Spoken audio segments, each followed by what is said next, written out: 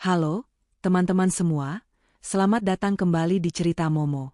Pernahkah kalian merasa di titik terendah dalam hidup? Ketika badai datang, orang yang paling kita cintai justru ikut menghancurkan kita? Saksikan kisah nyata yang sangat menyentuh ini tentang perjuangan seorang istri yang dicibir dan diremehkan oleh suaminya sendiri. Kisah tentang bagaimana dia bangkit dari keterpurukan, melawan semua cibiran, dan membuktikan dirinya jauh lebih dari kata, tidak berguna. Siapkan tisu, dan jangan lupa, like, subscribe, dan komen nama, asal kota, dan hadir untuk mendukung cerita ini. Mari kita mulai. Lampu neon kantor yang terang benderang terasa seperti sorotan interogasi bagi Maya.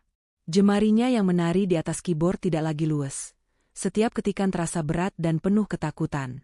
Udara dingin dari AC tidak mampu menenangkan keringat dingin yang membasahi pelipisnya. Bukan karena pekerjaan yang menumpuk, tetapi karena bisik-bisik yang sudah menjadi rahasia umum di lantai kantor. Bisik-bisik tentang restrukturisasi.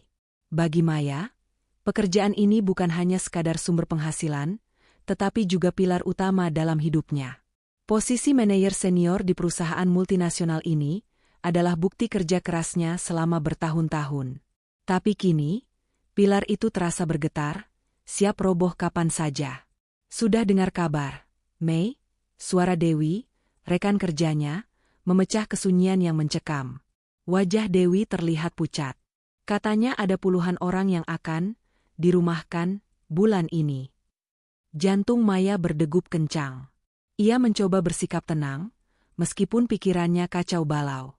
Kata siapa? Why? Manajer keuangan. Dia bilang, divisi kita yang paling rawan. Mereka mau efisiensi besar-besaran. Dewi berbisik, matanya melirik ke arah ruangan kepala divisi, seolah takut ada yang mendengar. Maya hanya mengangguk pelan. Bisik-bisik itu kini menjadi fakta yang menyakitkan. Setiap tatapan mata dari atasan terasa seperti penilaian. Setiap email yang masuk terasa seperti surat panggilan terakhir. Maya tahu, dia harus siap. Di sisi lain, kehidupan Maya di rumah jauh dari kata ideal. Bimo, suaminya, adalah pria tampan yang berprofesi sebagai kontraktor. Namun, di balik penampilannya yang necis, Bimo memiliki sifat yang sangat problematik. Dia suka meremehkan, sering membanding-bandingkan, dan selalu menganggap dirinya lebih baik. Sejak awal pernikahan, Bimo selalu menekankan bahwa Maya hanya beruntung memiliki pekerjaan bagus. Tapi di rumah, wanita tetaplah wanita yang harus mengurus segalanya. Suatu malam, Maya pulang kerja dengan wajah lelah. Bimo, yang sedang menonton televisi, bahkan tidak menoleh saat Maya memasuki rumah. Sudah pulang, sayang, sapa Maya lembut. Bimo hanya bergumam, tanpa mengalihkan pandangan dari layar. Maya mencoba membuka percakapan. Kamu tahu, di kantor sedang ada isu restrukturisasi. Aku sedikit khawatir. Bimo akhirnya menoleh, tapi bukan dengan empati. Justru dengan sorot mata meremehkan. Kenapa khawatir? Kalau kamu dipecat, memangnya kenapa? Uangmu saja tidak seberapa dibanding penghasilanku. Lagi pula, kan sudah kewajiban istri mengurus rumah. Kata-kata itu bagai belati yang menusuk hati Maya. Ia berharap suaminya memberikan semangat, tapi yang ia dapat hanya cibiran. Maya menahan air mata dan memilih untuk diam. Ia tahu, berdebat dengan Bimo hanya akan menambah sakit hati. Tanpa Bimo ketahui, sejak setahun terakhir Maya telah memulai sebuah proyek rahasia di belakangnya. Ia menyisihkan sebagian besar gajinya, bahkan memotong beberapa pengeluaran pribadi, untuk berinvestasi di saham-saham perusahaan teknologi yang sedang naik daun. Bimo selalu berpikir Maya menghabiskan uangnya untuk hal-hal remeh. Tidak pernah tahu bahwa uang itu bekerja keras melipat gandakan dirinya. Maya belajar banyak dari buku-buku investasi, mengikuti webinar, dan bergabung dengan forum-forum diskusi online. Dia merahasiakan ini dari Bimo karena dia tahu, Bimo akan meremehkan dan melarangnya.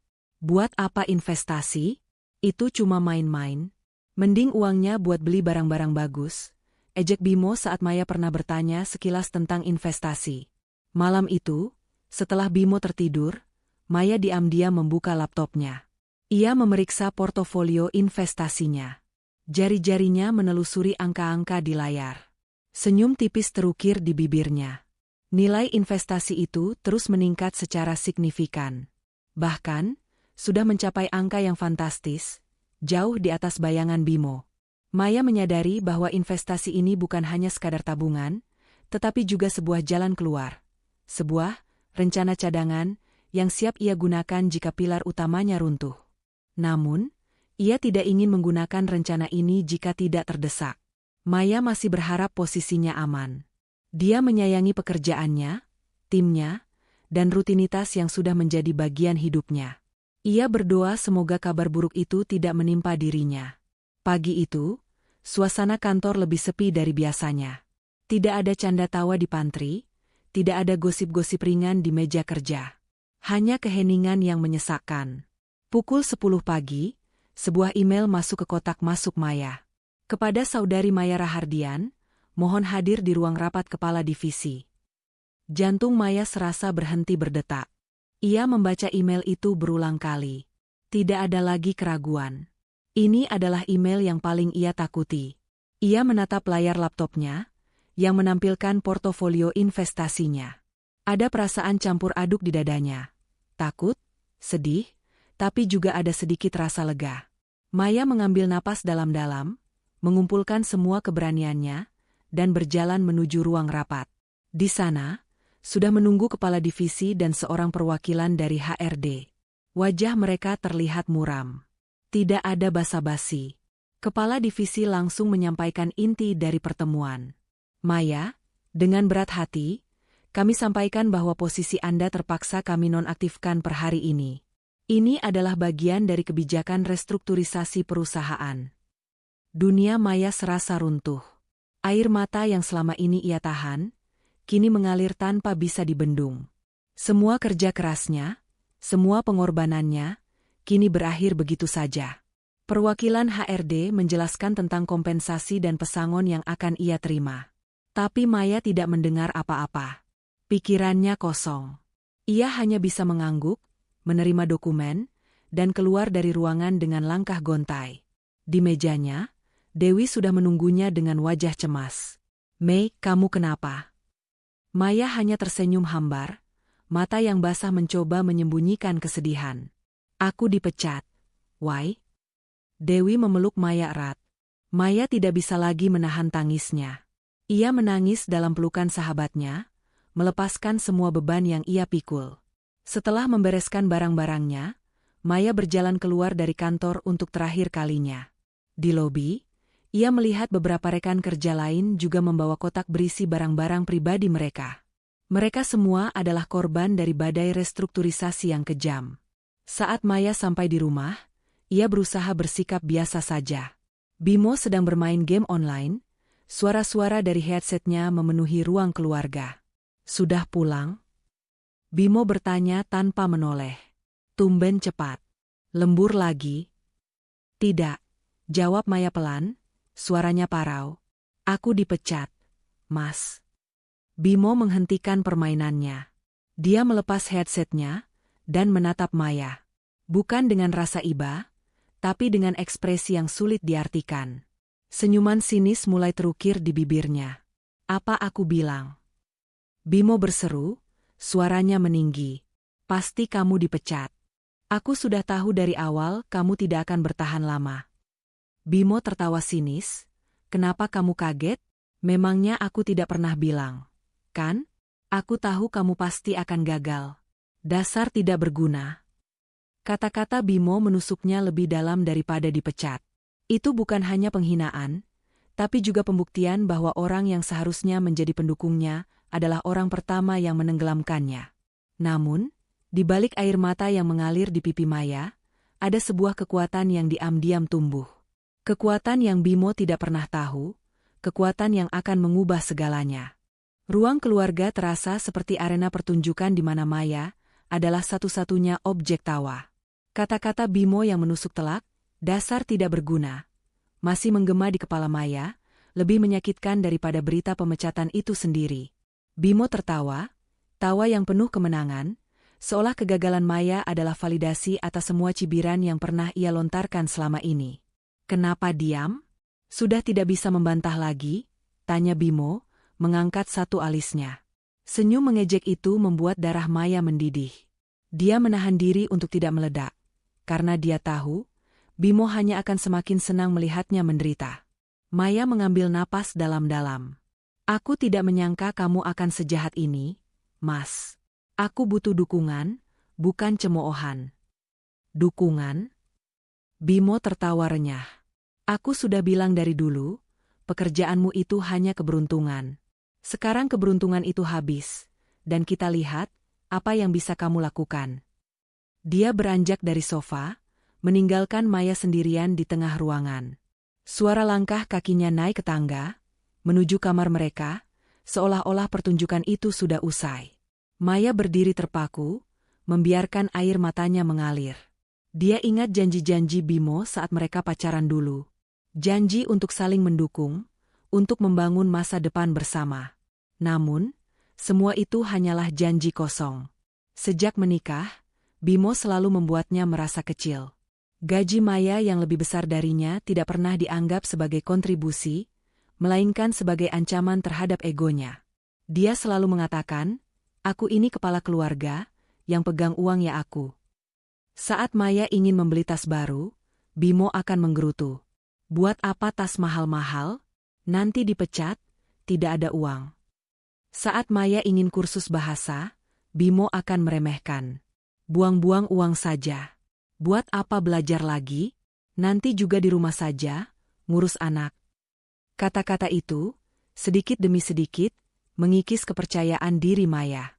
Ia mulai ragu pada kemampuannya sendiri, takut mengambil risiko, dan merasa bahwa ia memang hanya beruntung dan bukan berkemampuan. Tapi, di balik semua keraguan itu, ada satu hal yang ia sembunyikan rapat-rapat, investasinya. Sebuah rahasia yang ia pelihara dengan hati-hati. Sebuah jaring pengaman yang Bimo tidak pernah tahu keberadaannya. Hari-hari berikutnya terasa seperti siksaan batin bagi Maya. Pagi-pagi sekali, Bimo akan pergi ke kantornya dengan mobil mewah yang dicicilnya, meninggalkan Maya di rumah yang terasa begitu sepi. Di atas meja makan, Bimo selalu meninggalkan uang belanja yang jumlahnya pas-pasan, disertai catatan kecil yang isinya selalu sama. Hemat. Maya mulai mencari pekerjaan. Dia mengirim puluhan lamaran ke berbagai perusahaan, mengikuti wawancara online, dan menelepon kenalan-kenalan lamanya. Tapi, setiap kali ia pulang, Bimo akan menyambutnya dengan pertanyaan yang menusuk. Sudah dapat pekerjaan? Belum, Mas. Ini masih proses. Halah, proses apa? Itu cuma alasan saja. Sampai kapan kamu mau jadi parasit di rumah ini? Memangnya kamu pikir aku ATM? Sudah tidak bisa cari uang, di rumah juga tidak berguna. Kata-kata, parasit, itu bagai jarum yang menusuk telinga Maya. Ia bukan parasit. Ia adalah wanita yang berinvestasi, yang memiliki aset bernilai miliaran, dan ia hanya menunggu waktu yang tepat. Tapi, ia harus menelan semua hinaan itu, demi menjaga rahasianya. Maya bahkan berani-berani meminjam uang dari tabungan daruratnya sendiri untuk kebutuhan sehari-hari, agar Bimo tidak curiga. Terkadang, Bimo akan mengundang teman-temannya ke rumah. Di hadapan teman-temannya, ia akan menceritakan kisah pemecatan Maya dengan dramatisasi yang berlebihan, seolah-olah itu adalah kisah komedi. Lihat nih, istriku. Dulu katanya manajer senior, sekarang cuma pengangguran. Padahal dulu dia yang paling sombong dengan gajinya. Sekarang, boro-boro. Kalau bukan karena aku, dia mau makan apa? Bimo tertawa terbahak-bahak, dan teman-temannya hanya ikut tertawa canggung. Maya hanya bisa tersenyum masam, menahan air mata yang sudah di ujung pelupuk mata. Hatinya hancur.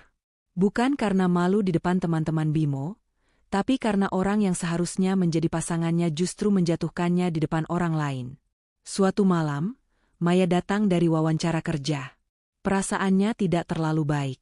Ia merasa wawancara itu tidak berjalan dengan lancar.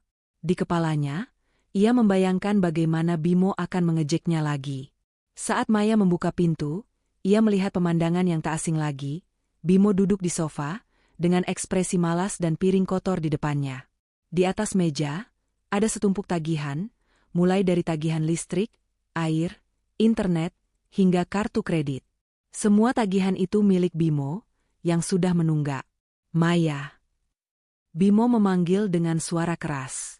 Sini. Maya menghampirinya, mencium tangan Bimo, dan duduk di sampingnya.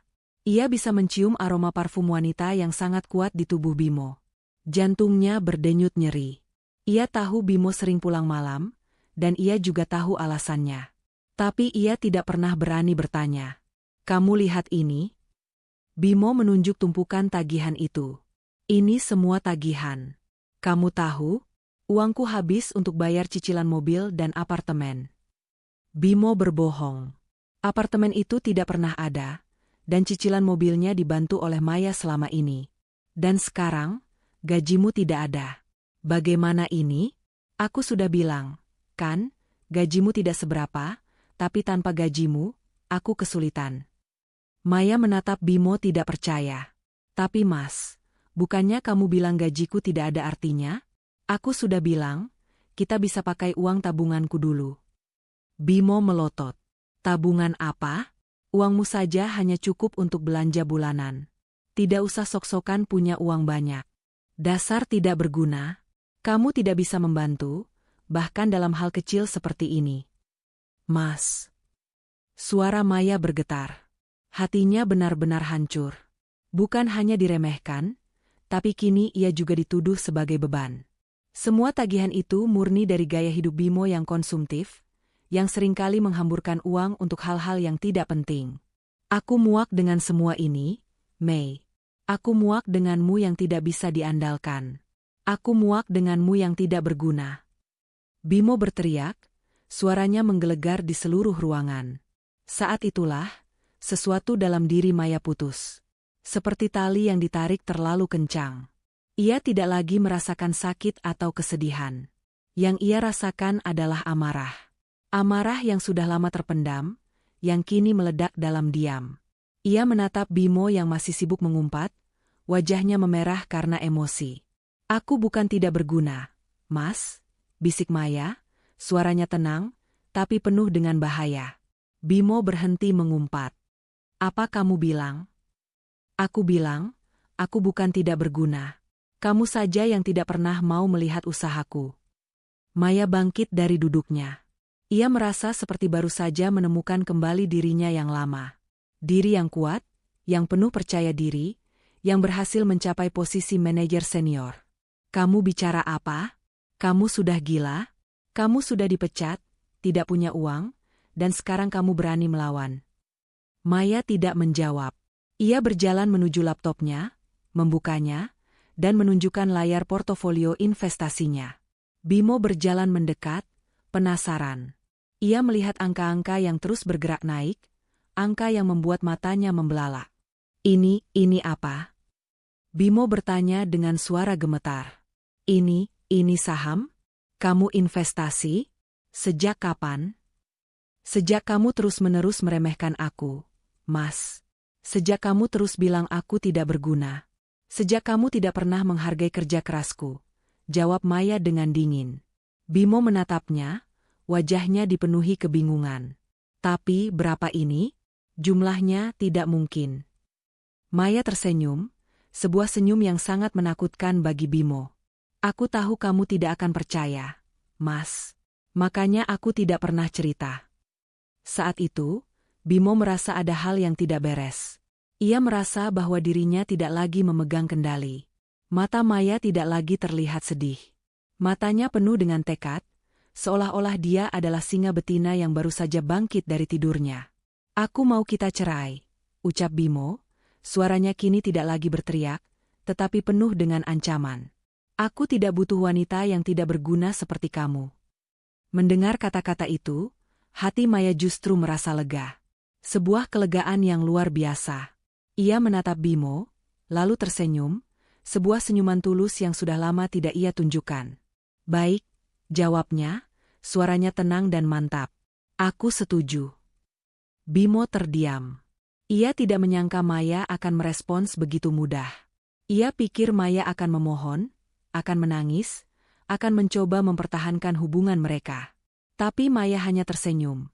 Seolah-olah Bimo baru saja memberikan hadiah yang paling ia inginkan. Dan Bimo tidak tahu, senyuman itu adalah awal dari kehancuran dirinya. Satu kata.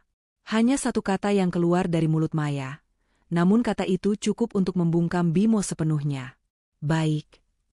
Bimo terdiam. Senyum mengejek yang terukir di wajahnya perlahan luntur. Matanya mengerjap, mencoba mencerna respons yang sama sekali tidak ia harapkan. Ia sudah membayangkan adegan dramatis di mana Maya akan berlutut, memohon, dan menangis, memohon agar ia tidak meninggalkannya. Bimo sudah siap dengan kata-kata kasar lainnya, dengan ancaman-ancaman yang lebih kejam. Tapi respons Maya, itu membuatnya kehilangan kendali. Apa yang kamu bilang? Bimo tergagap, suaranya tidak lagi lantang. Maya mengulangi kata itu dengan lebih jelas, lebih tegas. Aku setuju. Matanya menatap Bimo lurus-lurus, tanpa keraguan. Tidak ada lagi Maya yang rapuh dan ketakutan, yang selalu menundukkan kepala. Diri yang baru telah bangkit, dan ia menatap Bimo seolah-olah Bimo hanyalah sebuah serangga kecil yang tidak lagi berarti. Bimo mulai panik. Bukan karena ia takut kehilangan Maya, tapi karena ia merasa rencananya tidak berjalan sesuai harapan. Ia ingin melihat Maya menderita, ingin melihat Maya bertekuk lutut. Namun, Maya justru terlihat lega. Kamu pikir aku main-main? Bimo mencoba mengancam lagi. Kalau kamu setuju, jangan pernah datang dan memohon padaku lagi. Jangan pernah. Aku tidak akan pernah melakukannya. Mas, jawab Maya tenang. Aku yakin. Bimo tertawa, tawa yang terdengar sangat dipaksakan. Bagus. Akhirnya kamu sadar diri. Kamu tidak pernah pantas untukku. Aku butuh wanita yang bisa mendukung karierku, bukan wanita yang jadi parasit dan merepotkan. Bimo membuang muka, meraih ponselnya, dan mengetik pesan dengan cepat. Maya tahu, ia sedang menghubungi wanita lain itu. Maya hanya bisa tersenyum masam. Di saat Bimo sibuk merayakan kemenangannya yang semu, Maya sedang merayakan pembebasan dirinya. Pintu kebebasan sudah terbuka, dan ia tidak akan menyia-nyiakannya. Keesokan harinya, Maya mendatangi sebuah kantor hukum yang direkomendasikan oleh seorang kenalannya. Di sana, ia bertemu dengan seorang pengacara wanita bernama Ibu Diana, yang terkenal tegas dan cerdas. Ibu Diana menatap Maya dengan tatapan penasaran. Ia sudah mendengar banyak cerita tentang klien yang ingin cerai, tapi klien di hadapannya ini terlihat begitu tenang, begitu yakin. Saya sudah siapkan semua dokumennya, Bu, kata Maya, menyerahkan sebuah folder. Saya ingin cerai. Secepatnya. Ibu Diana membaca sekilas dokumen itu, lalu menatap Maya. Ini perceraian karena perbedaan yang tak dapat didamaikan. Maya menggeleng. Saya ingin mengajukan gugatan cerai karena perselingkuhan dan penelantaran secara verbal. Ibu Diana mengangkat alisnya. Anda punya bukti? Saya punya semua rekamannya, jawab Maya, menyerahkan sebuah flash disk. Semua cibiran, ejekan, dan kata-kata yang dia gunakan. Saya sudah merekamnya selama 6 bulan terakhir. Maya telah menyimpan semua bukti ini dengan cermat, seolah-olah ia sudah tahu bahwa momen ini akan tiba. Dan untuk masalah keuangan, tanya Ibu Diana. Apakah ada harta gono gini? Maya tersenyum. Tidak ada. Semua aset yang saya miliki, saya dapatkan sebelum menikah. Dan aset yang kami beli bersama, saya sudah melunasinya sendiri. Maya tidak menyebutkan tentang investasinya. Itu adalah kartu asnya, yang akan ia gunakan nanti. Ibu Diana terkesan dengan persiapan Maya. Baiklah. Kami akan segera memprosesnya. Anda tidak perlu khawatir. Kami akan memastikan semua berjalan lancar. Terima kasih, Bu, kata Maya. Satu hal lagi. Saya butuh waktu untuk mengurus beberapa hal, tapi saya ingin gugatan ini segera didaftarkan. Setelah meninggalkan kantor pengacara, Maya tidak langsung pulang. Ia pergi ke bank. Jantungnya berdebar kencang, bukan karena takut, melainkan karena gembira. Ia bertemu dengan manajer bank, seorang pria parubaya yang sudah lama dikenalnya. Halo, Ibu Maya, sapa manajer bank itu ramah. Ada yang bisa kami bantu? Saya ingin mencairkan semua investasi saham saya, kata Maya tegas. Semuanya. Saat ini juga. Manajer bank itu terkejut. Semuanya? Apa Anda yakin, Bu? Investasi Anda sedang sangat menguntungkan. Terutama saham perusahaan teknologi itu, nilainya sudah naik 5 kali lipat dalam setahun terakhir. Saya yakin, Pak, jawab Maya. Saya ingin memulai bisnis baru. Saya butuh modal besar. Uangnya harus masuk rekening saya hari ini. Manajer bank itu mengangguk, masih terheran-heran. Ia membuka data di komputernya. Ia melihat deretan angka yang fantastis, angka yang bahkan jarang ia lihat di rekening nasabah kaya raya sekalipun. Ia melihat nilai total portofolio investasi Maya. Angka itu jauh di atas 8 miliar rupiah, sebuah jumlah yang sangat besar. Manajer bank itu menatap Maya, seolah melihat sosok yang berbeda dari wanita yang dikenalnya. Dulu, Maya hanyalah seorang manajer biasa yang rajin menabung. Sekarang, ia adalah seorang wanita yang memiliki kekayaan luar biasa, yang siap untuk memulai segalanya dari nol. Baik, Bu Maya. Kami akan segera memprosesnya. Selamat untuk bisnis barunya, Bu. Saya yakin Anda akan sukses. Maya tersenyum. Terima kasih, Pak. Setelah meninggalkan bank, Maya kembali ke rumah, yang kini terasa seperti sebuah penjara yang akan segera ia tinggalkan. Ia naik ke kamar, membuka lemarinya, dan mengambil sebuah kotak perhiasan yang berisi semua barang-barang berharga yang pernah ia beli. Kalung emas, cincin berlian, gelang perak. Semuanya adalah hasil jerih payahnya sendiri. Bimo selalu meremehkan hobinya membeli perhiasan, tidak tahu bahwa perhiasan itu juga bisa menjadi aset. Ia juga mengambil beberapa tas bermerek yang dulu ia beli dengan susah payah. Tas-tas itu bukan hanya sekadar barang mewah, tapi juga simbol dari kerja kerasnya. Maya memotret semua barang-barang itu, lalu mengunggahnya ke situs jual beli online. Sementara Maya sibuk mempersiapkan masa depannya, Bimo sibuk merayakan kemenangan semuanya. Malam itu, ia mengajak selingkuhannya, Shirley, untuk makan malam di sebuah restoran mewah. Bimo memesan semua makanan termahal dan minum-minuman beralkohol. Ia menghabiskan uang ratusan ribu, bahkan jutaan, hanya dalam satu malam. Akhirnya aku bisa hidup bebas. Sayang, kata Bimo pada Shirley. Aku sudah cerai dengan istriku yang tidak berguna itu. Sekarang, aku bisa bebas bersamamu. Shirley tersenyum. Benarkah, Mas? Jadi sekarang, Mas tidak akan lagi berbohong kepadaku. Tentu saja. Aku sudah bilang, aku tidak butuh wanita tidak berguna seperti dia. Dia hanya bisa menghabiskan uangku. Sedangkan kamu, sayang kamu pantas mendapatkan segalanya. Shirley memeluk Bimo manja. Bimo merasa seperti raja. Ia tidak tahu bahwa ia hanyalah badut yang sedang tertawa di atas tumpukan utang. Bimo tidak tahu, saat ia sedang menghabiskan uangnya, Maya sedang mencairkan aset yang jauh lebih besar dari semua yang pernah Bimo miliki. Bimo tidak tahu, saat ia sedang berbangga diri karena menceraikan Maya, Maya sedang menyiapkan fondasi untuk kerajaan bisnisnya sendiri. 2 hari kemudian, Maya menerima kabar gembira dari bank. Uang dari hasil penjualan investasinya sudah masuk ke rekeningnya. Ia membuka aplikasi banknya di ponselnya, dan matanya melebar melihat jumlah saldo yang terpampang di sana. Sebuah angka dengan banyak nol di belakangnya, yang bisa membuat siapapun jatuh pingsan. Angka yang jauh melebihi 8 miliar rupiah. Angka yang akan menjadi modal untuk masa depannya. Saat itu juga, Maya mengambil keputusan. Ia menelepon seorang teman lamanya, seorang arsitek yang sangat ia percayai. Halo, Rian? Ini Maya. Halo, Mei. Wah, lama tidak dengar kabarmu. Ada apa? Rian, aku butuh bantuanmu. Aku ingin mendirikan sebuah perusahaan properti.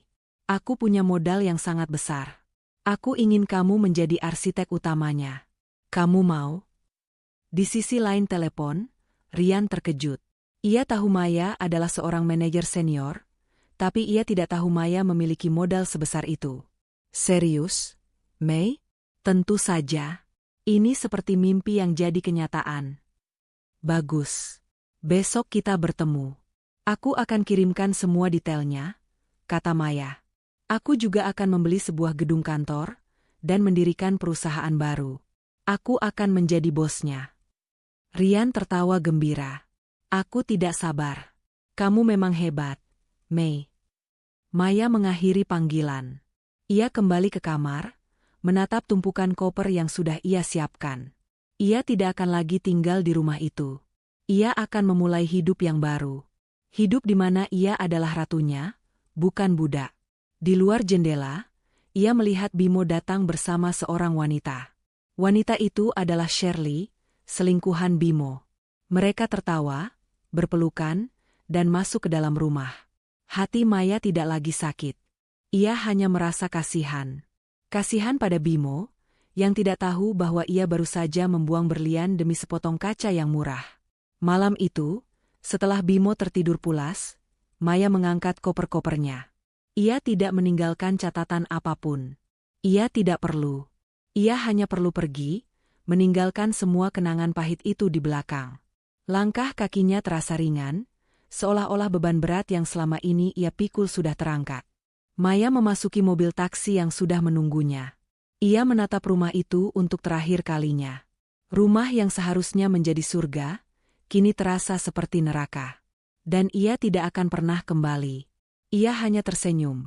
Senyuman tulus, senyuman seorang wanita yang siap menjadi ratu di kerajaannya sendiri. Langkah kaki Maya terasa ringan, seolah ia baru saja melepaskan beban bertonton dari pundaknya. Ia memasuki sebuah apartemen studio sederhana di pusat kota, tempat yang kini ia sebut rumah. Apartemen itu tidak mewah seperti rumah Bimo, tapi memiliki jendela besar dengan pemandangan cakrawala kota yang berkilauan di malam hari. Tempat ini terasa seperti kanvas kosong, siap dilukis dengan warna-warna baru dalam hidupnya. Maya tidak meninggalkan jejak, tidak ada surat perpisahan, tidak ada pesan singkat. Ia hanya pergi, seolah ia tidak pernah ada. Beberapa hari kemudian, sebuah surat resmi dari pengacara Maya sampai di kantor Bimo. Amplopnya tebal, dengan kop surat sebuah firma hukum terkenal. Bimo membukanya dengan rasa penasaran yang bercampur dengan keangkuhan. Ia sudah tahu isinya, surat gugatan cerai. Namun, ia terkejut saat membaca detailnya. Maya tidak hanya menuntut cerai, tetapi juga memberikan alasan yang sangat spesifik dan rinci, perselingkuhan dan penelantaran verbal. Ada beberapa lampiran, termasuk transkrip percakapan mereka dan bukti-bukti lain yang dikumpulkan Maya selama berbulan-bulan. Bimo merasa darahnya mendidih. Berani-beraninya dia, desisnya. Dia pikir dia bisa mengancamku? Dasar wanita tidak tahu diri. Ia mencoba menelepon Maya, tapi nomornya sudah tidak aktif. Ia mencoba menghubungi teman-teman Maya, tapi tidak ada yang tahu di mana Maya berada. Pengecut, umpatnya. Ia merasa harga dirinya diinjak-injak. Ia yang seharusnya mencampakkan Maya, kini Maya seolah-olah sudah pergi jauh lebih dulu, meninggalkannya dalam kebingungan dan amarah. Sementara itu, Bimo masih sibuk bersenang-senang dengan Shirley. Shirley, yang kini sudah tinggal bersamanya di rumah yang dulunya dihuni Maya, menghabiskan uang Bimo tanpa ampun. Bimo yang awalnya bangga bisa memenuhi semua keinginan Shirley, kini mulai merasa dompetnya semakin menipis. Namun, setiap kali ia mengeluh, Shirley akan merajuk dan mengancam akan meninggalkannya. Bimo, yang tidak ingin terlihat lemah, akhirnya mengalah dan terus memanjakan Shirley. Di saat yang sama, Bimo mulai mengalami masalah di pekerjaannya. Ia sering telat datang, tidak fokus, dan beberapa proyeknya mulai terbengkalai. Beberapa klien mulai mengeluh, dan rumor tentang gaya hidupnya yang boros mulai menyebar di kalangan rekan-rekannya. Suatu sore, Bimo dipanggil ke ruangan direktur.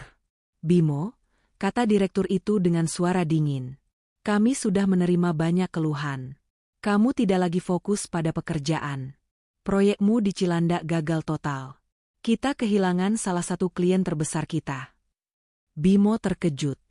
Ia mencoba membela diri, menyalahkan timnya, menyalahkan orang lain. Tapi direktur itu menggeleng. "Kamu sudah tidak bisa diandalkan, Bimo. Saya harus mengambil keputusan ini. Kontrakmu kami putus, hari ini juga." Dunia Bimo terasa runtuh. Ia dipecat.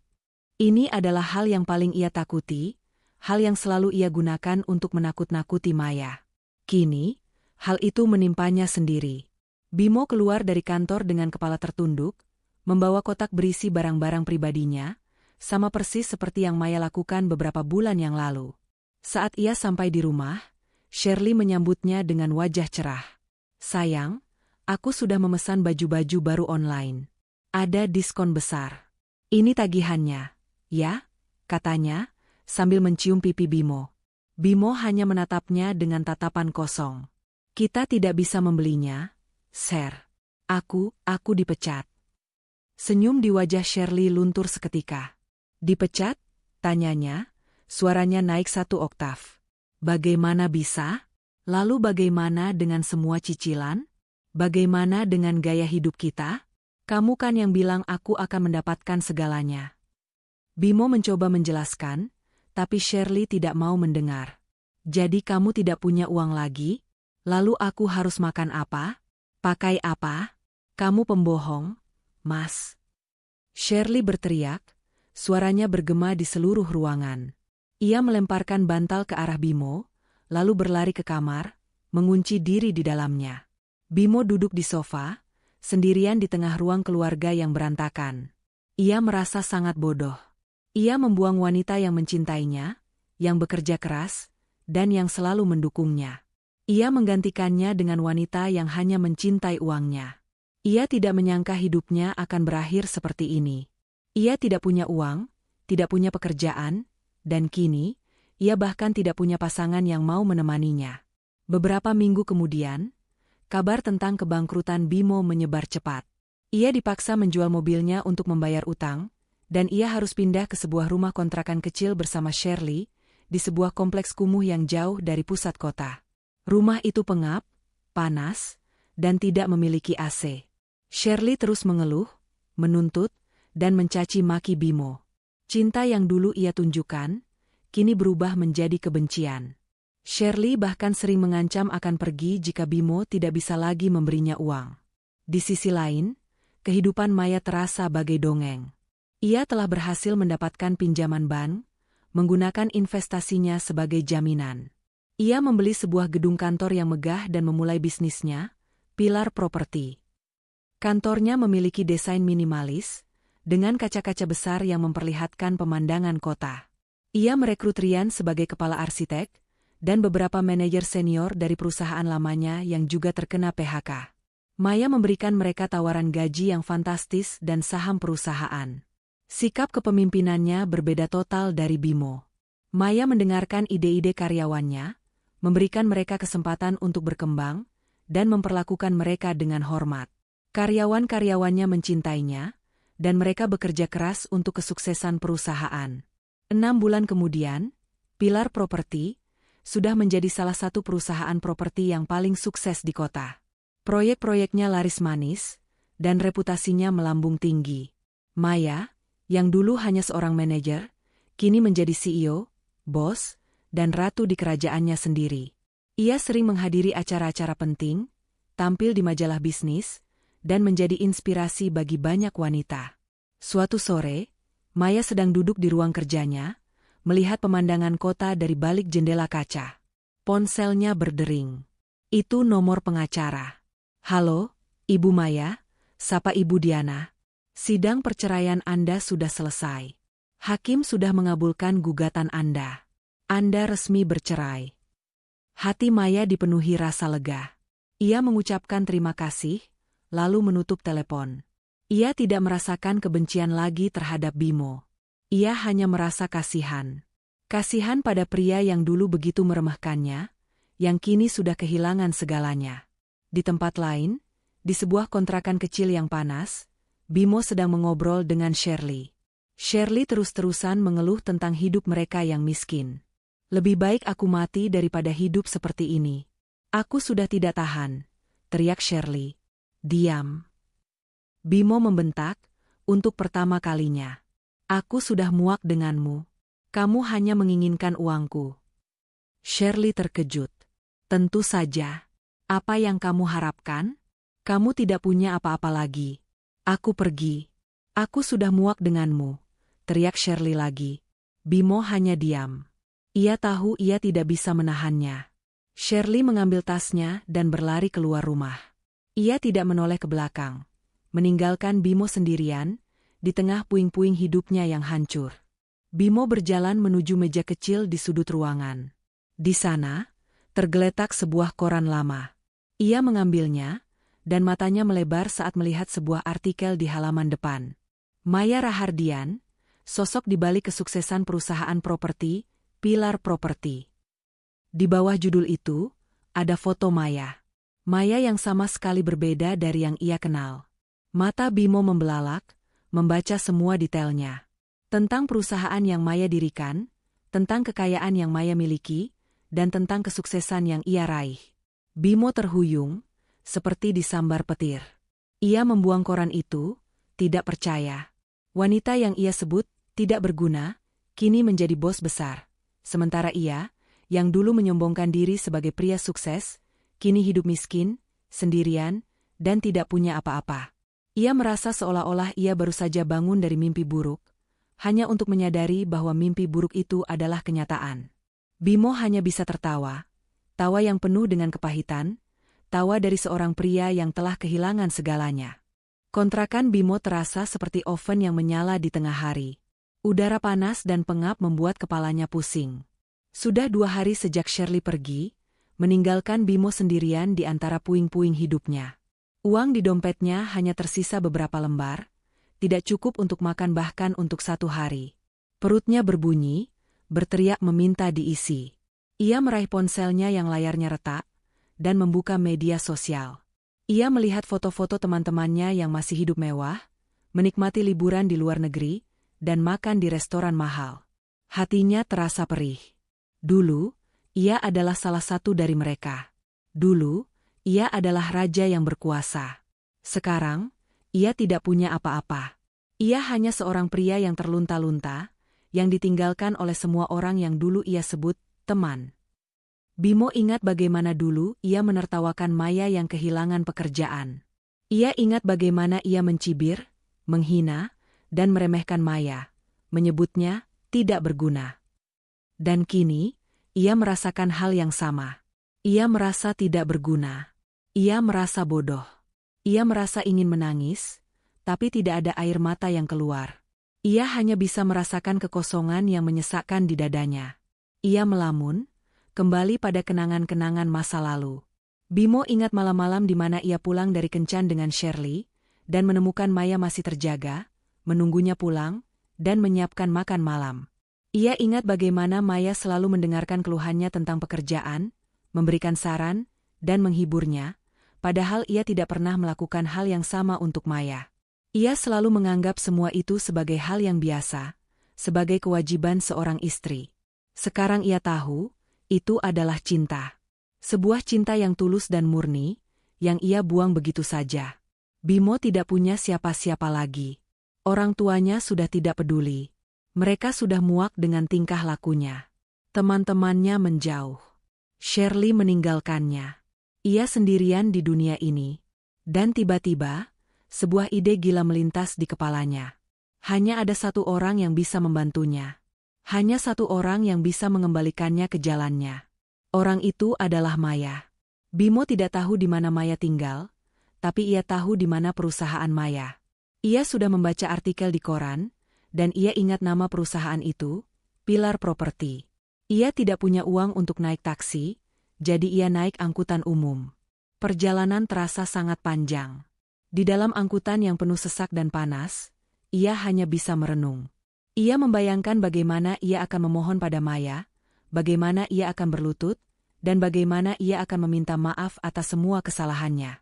Bimo yakin, Maya akan memaafkannya. Maya adalah orang yang pemaaf, dan ia pasti akan membantu mantan suaminya yang sedang kesulitan. Ketika ia sampai di depan gedung kantor Pilar Property, matanya melebar. Gedung itu adalah sebuah mahakarya. Tinggi, megah, dengan desain futuristik. Jauh lebih bagus dari kantornya dulu. Ia melihat logo perusahaan itu, berwarna emas, yang berkilauan di bawah sinar matahari. Ia merasa seolah-olah ia sedang melihat sebuah kastil yang menjulang tinggi, dan ia hanyalah seorang pengemis yang berada di bawahnya. Ia memasuki lobi, dan seorang satpam menghampirinya. "Ada yang bisa saya bantu, Pak?" Bimo menelan ludah. Saya ingin bertemu dengan Ibu Maya." "Ibu Maya Rahardian." Satpam itu mengernyitkan dahinya. "Ibu Maya? Ibu siapa?" "Ibu Maya Rahardian, pemilik perusahaan ini," jawab Bimo, suaranya bergetar. Satpam itu tertawa kecil. "Pak, Ibu Maya itu CEO perusahaan ini. Dia sangat sibuk. Anda sudah buat janji?" Bimo menggeleng. "Belum. Tapi saya suaminya. Mantan suaminya." Satpam itu menatap Bimo dari atas ke bawah. Bimo terlihat berantakan, dengan pakaian yang kotor, rambut yang acak-acakan, dan wajah yang penuh dengan jenggot. Satpam itu tidak percaya. "Pak, Ibu Maya tidak memiliki suami. Setahu saya, dia sudah bercerai. Maaf, tapi tanpa janji, Anda tidak bisa masuk." Bimo merasa frustasi. Ia mencoba membujuk satpam itu, tapi satpam itu tetap tidak bergeming. Bimo akhirnya memutuskan untuk menunggu di lobi. Ia duduk di kursi tunggu, mengawasi setiap orang yang masuk dan keluar dari gedung. Ia berharap ia bisa melihat Maya. Ia harus bertemu dengan Maya. Ia harus memohon padanya. Hampir 2 jam Bimo menunggu. Ia tidak bisa bergerak. Perutnya sudah keroncongan, dan ia merasa sangat haus. Di dalam hatinya, ia terus berdoa agar Maya segera datang. Dan akhirnya, ia melihatnya. Seorang wanita cantik, mengenakan setelan blazer berwarna krem yang elegan, berjalan keluar dari lift. Wajahnya berseri-seri, senyumnya cerah. Rambutnya diikat rapi, dan ia terlihat sangat profesional. Dia dikelilingi oleh para karyawannya, yang berjalan di belakangnya, mendengarkan setiap perkataannya. Ia tertawa, dan tawa itu adalah tawa yang sama yang dulu ia buang. Bimo berdiri, jantungnya berdebar kencang. "Maya!" teriaknya. Maya berhenti, dan menoleh. Matanya melebar, ia melihat Bimo, tapi wajahnya tetap datar. Tidak ada emosi yang tersembunyi. Tidak ada rasa benci, tidak ada rasa marah, tidak ada rasa kasihan. Maya hanya menatap Bimo, seperti ia sedang melihat orang asing. Bimo berlari ke arahnya, melewati satpam yang mencoba menghentikannya. "Maya, tunggu. Ini aku, Bimo," teriaknya. "Maaf, Pak," kata Maya, suaranya tenang. "Anda siapa?" Kata-kata itu bagai tamparan keras di wajah Bimo. "Maya, ini aku, suamimu, mantan suamimu." Maya tersenyum, sebuah senyuman yang sangat aneh bagi Bimo. "Saya tidak kenal Anda. Satpam, tolong urus pria ini." Bimo panik. Ia berlutut di depan Maya, di depan semua karyawan Maya yang menonton. "Maya, kumohon, jangan lakukan ini. Ini aku. Bimo, aku minta maaf. Aku menyesal. Aku tidak tahu kamu akan menjadi seperti ini. Aku butuh bantuanmu, Maya. Kumohon." Air mata Bimo mulai mengalir. Ia tidak lagi peduli dengan harga dirinya. Ia hanya ingin Maya melihatnya, ia hanya ingin Maya membantunya. Ia tidak punya siapa-siapa lagi. "Maaf, Pak.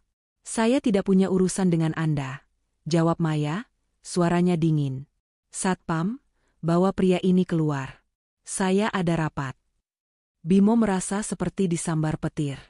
"Maya, kumohon. Jangan pergi. Aku tidak punya apa-apa lagi. Aku dipecat. Shirley meninggalkanku. Aku hidup miskin. Aku tidak punya apa-apa." Maya menatap Bimo, lalu menghela napas. "Sudah selesai drama Anda?" tanyanya. "Bawa dia ke ruang rapat. Saya akan bicara dengannya, sebentar." Bimo terkejut. Ia tidak percaya. Maya akan membantunya. Hatinya dipenuhi harapan. Satpam membawa Bimo ke ruang rapat. Bimo duduk di kursi yang empuk, di meja yang panjang, dan ia merasa seperti seorang raja lagi. Ia tahu, Maya akan membantunya. Ia akan mendapatkan pekerjaan lagi. Ia akan mendapatkan hidupnya kembali. Beberapa menit kemudian, Maya masuk ke dalam ruangan. Ia tidak duduk. Ia berdiri di hadapan Bimo, menatapnya dari atas ke bawah. Tatapan itu menusuk Bimo, membuatnya merasa kecil. "Kenapa kamu kemari?" tanya Maya. "Maya, aku minta maaf," kata Bimo, suaranya bergetar. "Aku tahu aku salah. Aku menyesal. Aku menyesal sudah meninggalkanmu. Aku menyesal sudah menghinamu. Aku tahu kamu adalah wanita yang baik. Kamu pasti akan memaafkanku." Maya hanya diam, mendengarkan. "Maya, aku tidak punya apa-apa lagi. Aku dipecat dari kantor. Aku tidak punya pekerjaan. Aku tidak punya uang. Aku..." Bimo mulai terisak. "Aku butuh pekerjaan. Kumohon, Maya. Berikan aku pekerjaan. Berikan aku kesempatan kedua." Maya tersenyum. Sebuah senyuman yang sangat mengerikan. "Kesempatan kedua?" tanyanya. "Kamu pikir hidup ini adalah sebuah permainan, Mas? Di mana kamu bisa mengulangi semuanya, setiap kali kamu membuat kesalahan?" "Maya, kumohon. Aku akan melakukan apa saja." Maya berjalan mengelilingi meja, menatap Bimo dengan tatapan yang sangat menakutkan. "Apa saja, katamu?" tanyanya. "Apa kamu ingat, Mas? Saat aku kehilangan pekerjaan, kamu menertawakanku, kamu menyebutku tidak berguna, dan kamu bilang, aku tahu kamu pasti akan gagal. Dasar. Apa kamu ingat?" Bimo menundukkan kepalanya, air matanya menetes di atas meja. "Aku ingat, Maya. Aku tahu aku salah. Aku menyesal." "Kamu tidak menyesal, Mas," kata Maya, suaranya dingin. "Kamu hanya takut. Kamu hanya panik karena kamu sudah kehilangan segalanya. Kamu datang kemari bukan karena kamu mencintaiku, tapi karena kamu mencintai uangku. Kamu datang kemari bukan karena kamu ingin memperbaiki dirimu, tapi karena kamu ingin mengambil keuntungan dariku." Bimo mengangkat kepalanya. "Tidak, Maya. Aku berubah. Aku janji." Maya tertawa, tawa yang sinis. "Kamu berubah? 6 bulan lalu, kamu bilang, aku tidak butuh wanita tidak berguna seperti kamu. Dan sekarang, kamu datang kemari, memohon padaku, di perusahaanku, di kerajaanku. Kamu adalah badut, Mas. Kamu adalah badut yang sedang tertawa di atas penderitaanmu sendiri."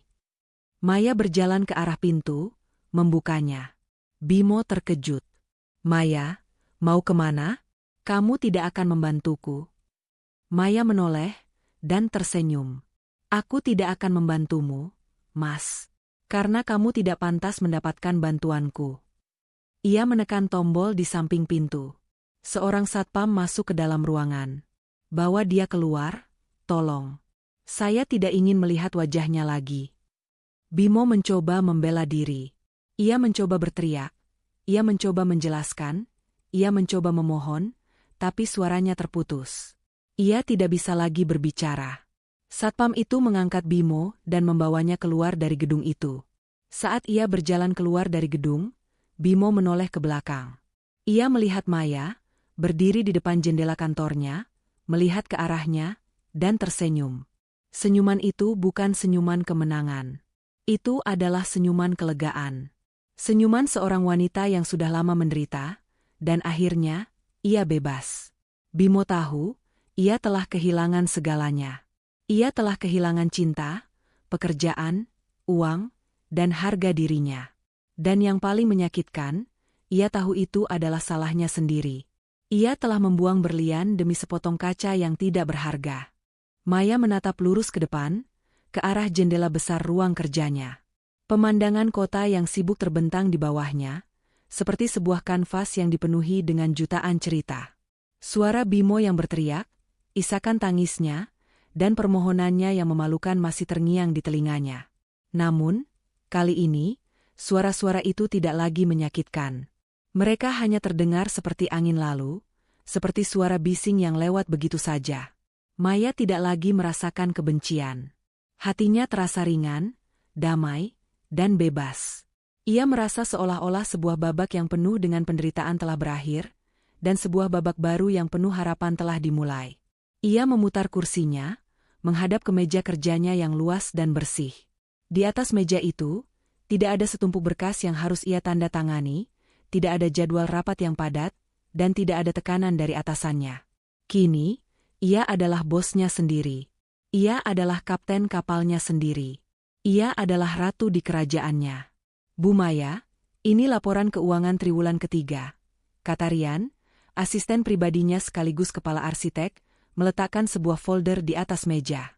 Maya tersenyum, menyambut Rian dengan ramah. Hubungan mereka bukan lagi seperti atasan dan bawahan, melainkan seperti dua sahabat yang bekerja sama untuk mencapai tujuan yang sama. Terima kasih, Rian, kata Maya. Ia membuka folder itu, dan matanya melebar saat melihat angka-angka yang tertera di sana. Angka itu jauh melampaui target yang mereka tetapkan. Ini luar biasa. Kerja bagus, tim. Rian tersenyum. Ini berkat kepemimpinan Ibu. Kami semua sangat termotivasi. Ibu tidak hanya memberikan kami pekerjaan, tapi juga kesempatan untuk berkembang. Kami merasa dihargai. Kata-kata Rian menyentuh hati Maya. Ia ingat bagaimana Bimo selalu meremehkan usahanya, bagaimana Bimo selalu menganggapnya sebagai hal yang biasa. Di Pilar Properti, ia tidak hanya dihormati, tapi juga dihargai. Malam harinya, setelah pulang dari kantor, Maya merasa lelah, tapi bahagia.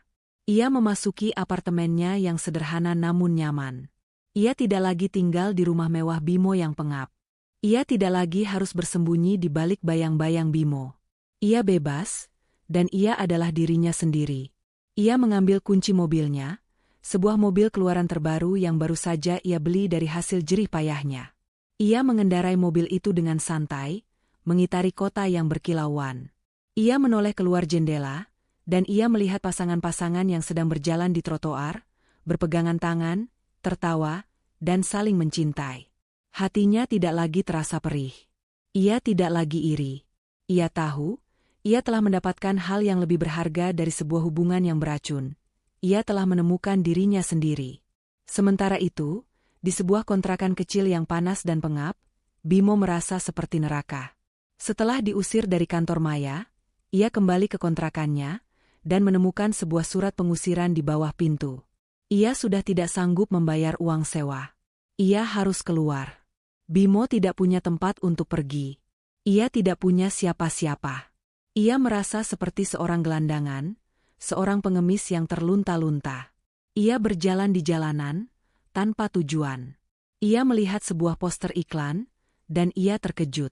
Itu adalah poster Pilar Properti. Di sana, Maya sedang tersenyum, dengan sebuah slogan di bawahnya, "Kami membangun impian Anda." Bimo merasa mual. Ia tidak percaya. Wanita yang ia sebut tidak berguna, kini menjadi seorang pengusaha sukses. Sementara ia, yang dulu menyombongkan diri sebagai pria sukses, kini harus tidur di emperan toko. Di malam hari, Bimo mencoba mencari pekerjaan. Ia mendatangi sebuah kafe kecil, dan ia mencoba melamar sebagai pelayan. Manajer kafe itu tertawa. "Kamu? Seorang pelayan? Pria berpakaian jas sepertimu?" Aku tidak punya apa-apa lagi," kata Bimo, suaranya bergetar. "Kumohon, berikan aku pekerjaan. Aku akan melakukan apa saja." "Maaf, Pak," kata manajer itu. "Kami tidak butuh pelayan. Anda tidak punya pengalaman. Anda terlalu tua untuk ini. Pergilah." Bimo keluar dari kafe itu, dengan kepala tertunduk. Ia merasa sangat bodoh. Ia menyesal. Ia menyesal telah membuang Maya, ia menyesal telah meninggalkan pekerjaan, ia menyesal telah membuang uangnya, dan ia menyesal telah hidup dengan gaya hidup yang mewah dan boros. Ia tahu, semua itu adalah kesalahannya sendiri. Di sisi lain, kehidupan Maya terasa bagai dongeng. Ia telah berhasil mendapatkan pinjaman bank, menggunakan investasinya sebagai jaminan. Ia membeli sebuah gedung kantor yang megah dan memulai bisnisnya, Pilar Properti. Kantornya memiliki desain minimalis, dengan kaca-kaca besar yang memperlihatkan pemandangan kota. Ia merekrut Rian sebagai kepala arsitek, dan beberapa manajer senior dari perusahaan lamanya yang juga terkena PHK. Maya memberikan mereka tawaran gaji yang fantastis dan saham perusahaan. Sikap kepemimpinannya berbeda total dari Bimo. Maya mendengarkan ide-ide karyawannya, memberikan mereka kesempatan untuk berkembang, dan memperlakukan mereka dengan hormat. Karyawan-karyawannya mencintainya, dan mereka bekerja keras untuk kesuksesan perusahaan. 6 bulan kemudian, Pilar Property sudah menjadi salah satu perusahaan properti yang paling sukses di kota. Proyek-proyeknya laris manis, dan reputasinya melambung tinggi. Maya, yang dulu hanya seorang manajer, kini menjadi CEO, bos, dan ratu di kerajaannya sendiri. Ia sering menghadiri acara-acara penting, tampil di majalah bisnis, dan menjadi inspirasi bagi banyak wanita. Suatu sore, Maya sedang duduk di ruang kerjanya, melihat pemandangan kota dari balik jendela kaca. Ponselnya berdering. Itu nomor pengacara. "Halo, Ibu Maya," sapa Ibu Diana. "Sidang perceraian Anda sudah selesai. Hakim sudah mengabulkan gugatan Anda. Anda resmi bercerai." Hati Maya dipenuhi rasa lega. Ia mengucapkan terima kasih, lalu menutup telepon. Ia tidak merasakan kebencian lagi terhadap Bimo. Ia hanya merasa kasihan. Kasihan pada pria yang dulu begitu meremehkannya, yang kini sudah kehilangan segalanya. Di tempat lain, di sebuah kontrakan kecil yang panas, Bimo sedang mengobrol dengan Shirley. Shirley terus-terusan mengeluh tentang hidup mereka yang miskin. "Lebih baik aku mati daripada hidup seperti ini. Aku sudah tidak tahan," teriak Shirley. "Diam," Bimo membentak, "untuk pertama kalinya. Aku sudah muak denganmu. Kamu hanya menginginkan uangku." Shirley terkejut. "Tentu saja. Apa yang kamu harapkan? Kamu tidak punya apa-apa lagi. Aku pergi. Aku sudah muak denganmu," teriak Shirley lagi. Bimo hanya diam. Ia tahu ia tidak bisa menahannya. Shirley mengambil tasnya dan berlari keluar rumah. Ia tidak menoleh ke belakang, meninggalkan Bimo sendirian, di tengah puing-puing hidupnya yang hancur. Beberapa minggu kemudian, kabar tentang kebangkrutan Bimo menyebar cepat. Ia dipaksa menjual mobilnya untuk membayar utang, dan ia harus pindah ke sebuah rumah kontrakan kecil bersama Shirley, di sebuah kompleks kumuh yang jauh dari pusat kota. Rumah itu pengap, panas, dan tidak memiliki AC. Shirley terus mengeluh, menuntut, dan mencaci maki Bimo. Cinta yang dulu ia tunjukkan, kini berubah menjadi kebencian. Shirley bahkan sering mengancam akan pergi jika Bimo tidak bisa lagi memberinya uang. Bimo berjalan gontai menyusuri trotoar yang ramai. Kakinya terasa berat, seolah setiap langkah yang diambilnya adalah sebuah hukuman. Ia tidak lagi memakai jas mahalnya.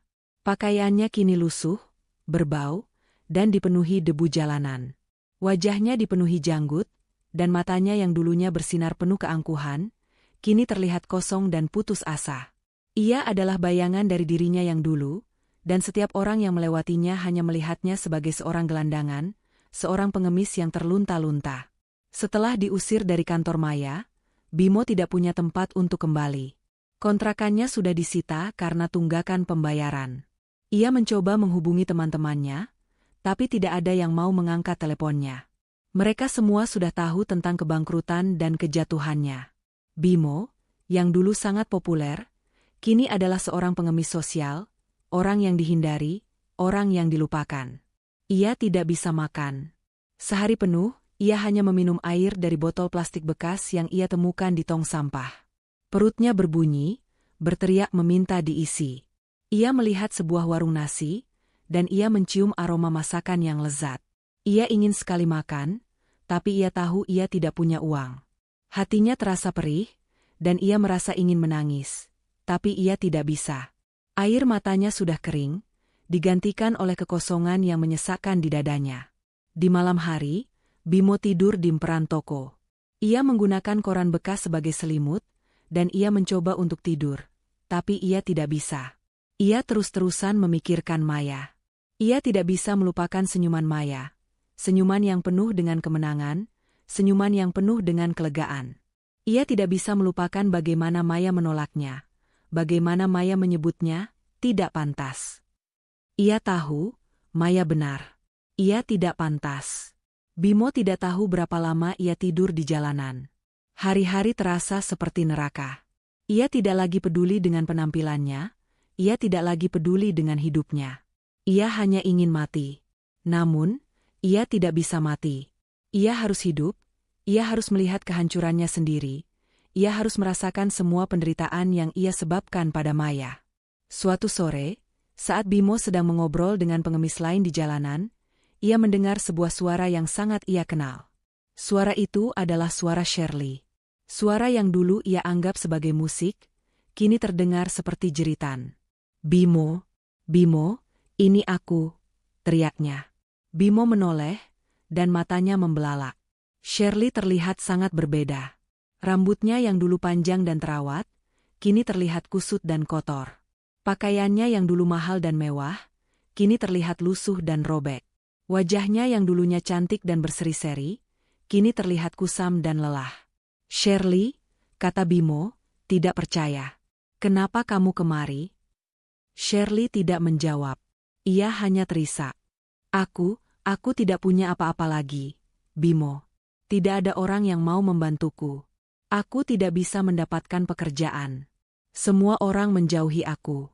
Aku tidak tahu harus kemana lagi. Bimo menatap Shirley, dan ia merasakan perasaan yang aneh di dalam hatinya. Ia tidak merasakan kebencian. Ia merasakan kasihan. Ia tidak percaya.